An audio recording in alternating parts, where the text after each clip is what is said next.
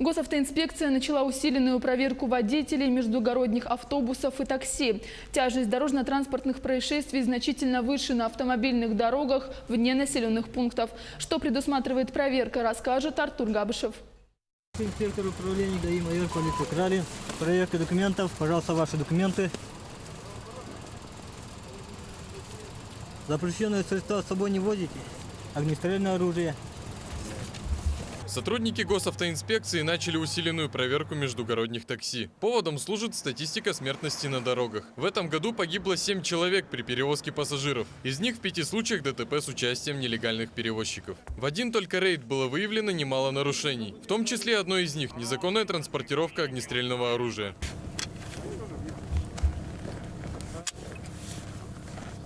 Изымается протокол взятия. Запомнил протокол.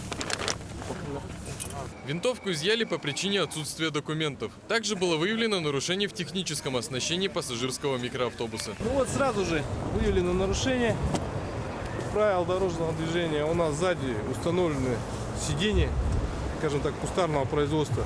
Ремни безопасности, соответственно, неработоспособны, пристегнуться пассажир не может.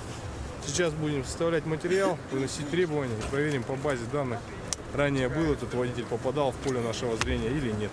Если ранее он уже оказывал услуги по перевозке пассажиров и багажа вот таким же образом, соответственно, у него возникает состав уголовно наказуемого деяния, предусмотрено статьей 238 Уголовного кодекса. Это как раз таки оказание услуг, не соответствующих требованиям безопасности.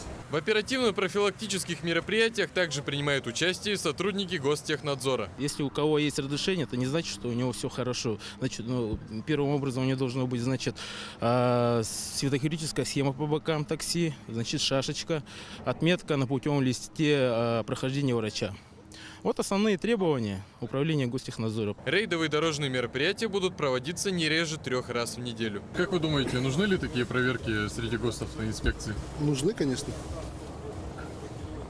Да, нужны. А с чем это связано? Ну, чтобы безопасность людей на дороге должна быть.